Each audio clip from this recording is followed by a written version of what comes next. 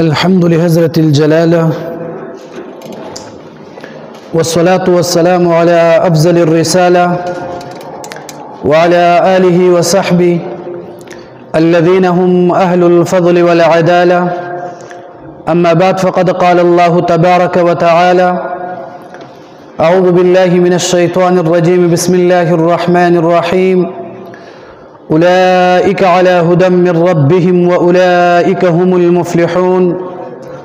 وقال النبي صلى الله عليه وسلم: القرآن حجة لك أو عليك، أو كما قال عليه الصلاة والسلام. السلام عليكم ورحمة الله وبركاته.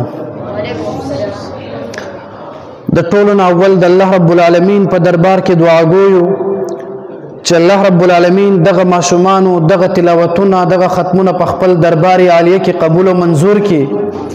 یقینا دا دغه کلی علاقې د پر ډیر زیات د خوش قسمتي خبره ده چې په دې پر فتن دور کې تاسو د خپل بچو ته د الله د محبوب علیه الصلاة والسلام تعلیمات او د الله د عظیم کتاب دغه تعلیماتونه د دې د غزرونه منور کو. یقینا د الله رب العالمین دا کتاب دومره لوی عظمت والا کتاب دی چې په مخ د ځمکه باندې څومره کتابونه دي، د ټولو نه بهترین کتاب قرآن مجید دی. الله محبوب پیغمبر علیه الصلاة والسلام یو حدیث ده او سنن ابن ماجه کې هغه روایت دی. حضرت ابو ذر رضی الله عنه فرمایي چې جناب نبی علیه الصلاة والسلام فرمایي که کم یو انسان د قرآن مجید یو آیت تلاوت کړله، الله رب العالمین دغه انسان ته د 100 رکعات د نفل نه زیات ثواب ورکوي.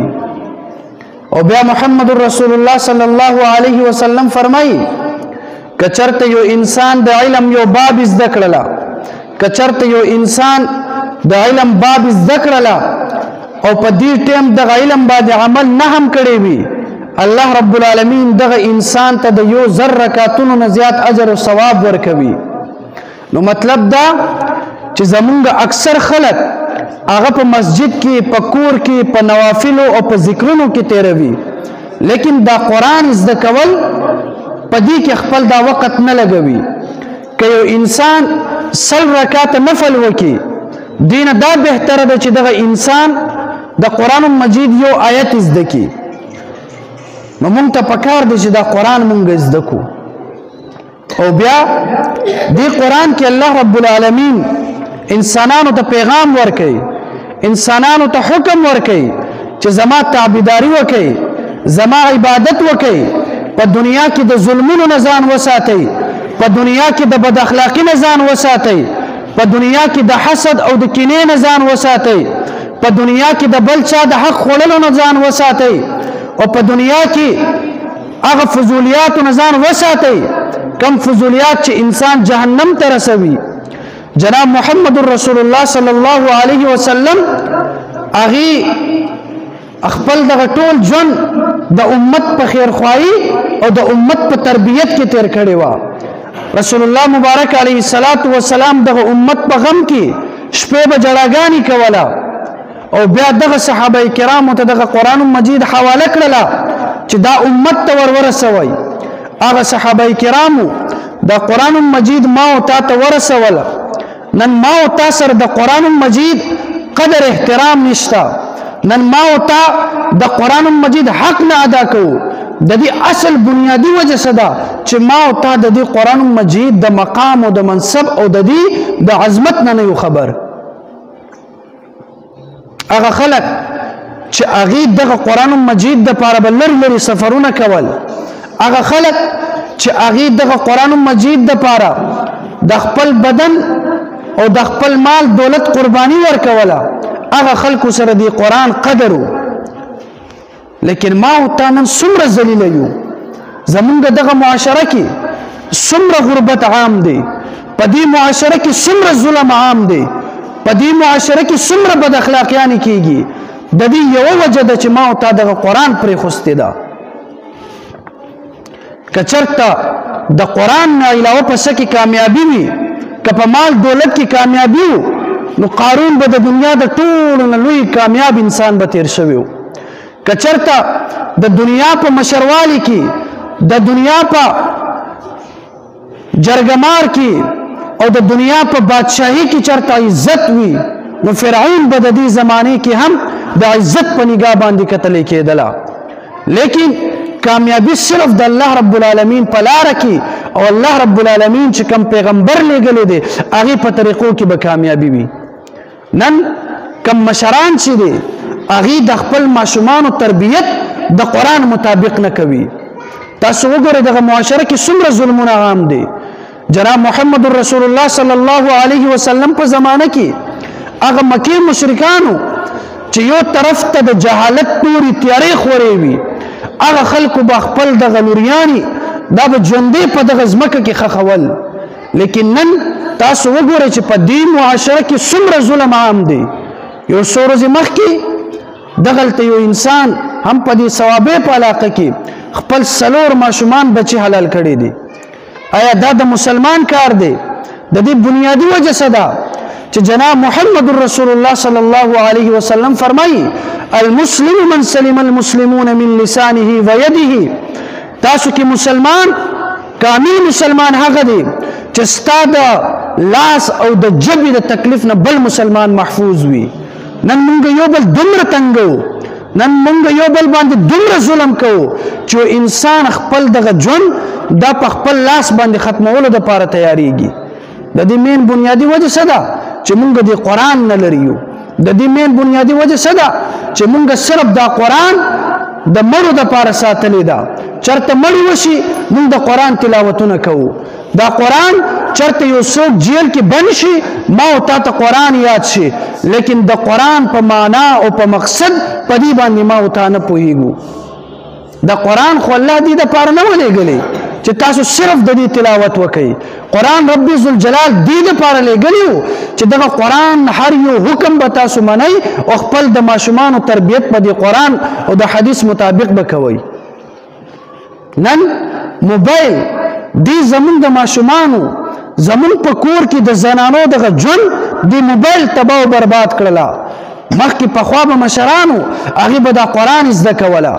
پخوا به کورونو کې ماسخوتن ذکر مجلس لګېدو او نن تاسو وګورئ دغه معاشره کې د موبایل له وجې نه څومره فسادات خورېږي. نن ماشومان د ټیک ټاک د فیسبوک د یوټیوب له وجې نه دین نه څومره ډېر زیات لرې دی. چېرته د کرکټ میدان ولګي څومره خلک راغونډېږي، چېرته دنیا کې د ډمانو میدان ولګېږي څومره خلک راغونډېږي. لیکن د قرآن مجلس چې کله وي بیا زمونږ دغه معاشره کې هغه خلک چې د قرآن اواز هم اوري لیکن قرآن دغه مجلس ته نه راځي. بنیادی وجه دا ده چې زمونږ تربیت د قرآن مطابق نه ده شوې. رسول الله صلی الله علیه وسلم فرمایي المرء مع من احب. دنیا کې د چا سره مینه وي هغه چا سره به قیامت پر ورځ باندې هم پاسي. 100 ځله ته په مسجدونو کې که منځونه هم کوي، که ذکرونه هم کوي، که تلاوت هم کوي، لیکن که مینه د مولا او طالب او مسجد او محراب سره دې نه وي قیامت کې به د بخشش دا امکان نه لري. رسول الله صلی الله علیه وسلم فرمایي من تشبه بقوم فهو منه. که تا کم یو خلکو سره خپل شکل او صورت جوړ کړله د قیامت پر ورځ باندې هم دغه خلکو سره به د قیامت په دغه میدان کې پاسي. نن ما او تا ځان ته د محمد رسول الله امتیان وایو، لیکن زما او ستا د بچو دغه لباس د قرآن خلاف او طمع او امید موږ د جنت ساتو. نن زما او ستا ناسته پاسته د قرآن خلاف، لیکن دعوه کوو چې موږ به جنت ته ځو. زما او ستا کور کې د زنانو هغه ماحول د اسلام خلاف، لیکن تمه ما او تا د جنت لرو. او د جنت دپاره الله رب العالمین کتاب قرآن مجید لېږلی ده چې دغه قرآن مونږ زده کړو او په دې باندې عمل وکړو. دا کامیابي ده. دا قرآن چې چېرته یو غریب انسان وي، یو محتاج انسان وي، بېوسه انسان وي، د خلکو په نظر کې سپک انسان وي، لیکن دغه قرآن د وجې نه الله هغې ته ډېر زیات مقام ورکوي. حضرت بلال حبشي رضی الله عنه هغه یو غلام و، هغه غلام و د هغې خوراک اسکاک دپاره هغې څه بندوبست نه کېدله. هغه بلال حبشي چې هغه خپل ځان د غلامۍ نه شو آزادولی هغه بلال حبشي چې تک تورو لیکن کله چې محبوب علیه الصلاة والسلام قدمونو ته راغی او د قرآن مطابق خپل دغه زندگی جوړ کړله الله رب العالمین هغې ته کم مقام ورکړله چې نن هم ما او تا بلال حبشي رضی الله عنه یادو او هغه باندې مونږ فخر کوو لیکن فرعون چې کله هم څوک یادوي ور باندې لعنت لیږي نو مونږ ته پکار دی چې مونږ د صحابه کرامو په شان د خپل دغه ژوند جوړ کړو ان شاء الله جوړو به کنه ان شاء الله مونږ به دغه معاشره کې خپل دغه آینده کم نسلونه چې دي دې ته به مونږ د قرآن او حدیث دغه تعلیمات به ورکوو نن تاسو وګورئ زما ستا مسجدونو کې د مونځ په ټیم کې څومره خلک وي زما او ستا په دغه مدرسو او په مسجد کې د قرآن د مجلس په دې ټیم کې څومره خلک وي زمونږ په دې دور کې دا حالت دی نو تاسو سوچ وکړئ چې آینده کم نسل راځي هغې به کم حالت وي مونږ او تاسو د قرآن نه دومره لرې یو آینده چې کم نسل راځي هغې به لا څه حال وي رسول الله صلی الله علیه وسلم فرمایي بلغوا عني ولو آیه تاسو مانه دا قرآن زده کړه وکئ او یو آیت اگر که ډېر نشي لیکن یو آیت به دغه امت ته تاسو ورښایئ نو اوس دغه امت او دغه بچو ته دا قرآن دغه ښودنه دا زمونږ او ستاسو په ذمه باندې دی نو دې دپاره به مونږ وخت لګو خپله به ځان دغه قرآن دپاره وقف کوو اول به په خپله دا قرآن زده کوو بیا به خپل کور کې دغه ماحول د قرآن مطابق جوړوو انشاءالله داسې به کوو که انشاءالله نو خلاصه د ټولو خبرو دا چې کامیابي هم دغه قرآن مجید کې ده اصلاح هم په دې قرآن سره کیږي انقلاب هم په دې قرآن سره راځي اخلاق هم دې قرآن سره جوړیږي ظلم هم دې قرآن سره ختمیږي محبت هم دې قرآن سره پیدا کیږي